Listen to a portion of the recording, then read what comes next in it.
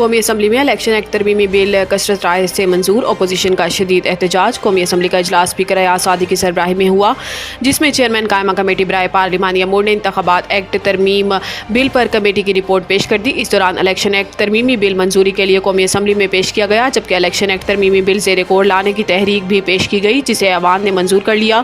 तहरीक बिलाल अजहर कियानी ने पेश की, जिसकी अपोजिशन ने शदीद मुखालफत की। अपोजिशन अरकान ने ऐवान में एहतजाज और नारेबाजी की। स्पीकर डाइस का घेराव किया और एजेंडे की कॉपियां फाड़ दी। इस दौरान अली मोहम्मद खान ने तरमीमी बिल पर तरमीम पेश की, जिसकी वजीर कानून ने मुखालफत कर दी।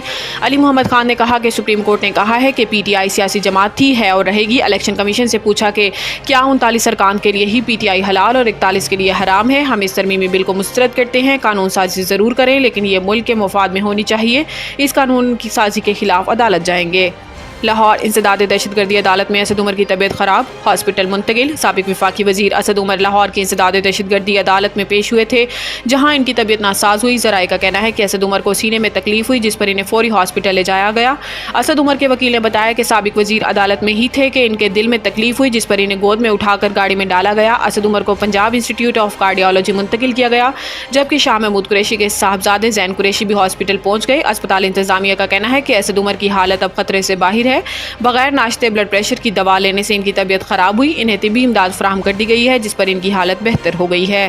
हसीना वाजिद ने अपने हम वतनों को ही अपना मुखालिफ बना लिया। हाफिज़ नईम। सोशल मीडिया पर बांग्लादेश की सूरत हाल पर रद्द-ए-अमल देते हुए हाफिज़ नईम ने कहा कि बांग्लादेश में 15 साल जबर के दौर और भारत नवाज हुकूमत का खात्मा हो गया है। हसीना वाजिद ने बांग्लादेश पर भारत को मुसल्लत किया हुआ था, जो हुआ वो तसव्वुर भी नहीं था। इन्होंने कहा कि हसीना वाजिद ताकत के जोर पर हुक्मरान थी। इन्होंने अपने हम वतनों को अपना मुखालिफ बना लिया।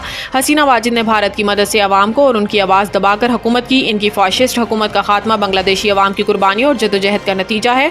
अमीर जमात इस्लामी का कहना था कि दुआ है कि बांग्लादेश की आवाम की जदोजहद मुल्क में इस्तेहकाम का सबब बने। बांग्लादेश में खुशहाली और हकीकी जमहूरियत की वापसी के लिए भी दुआ गो है।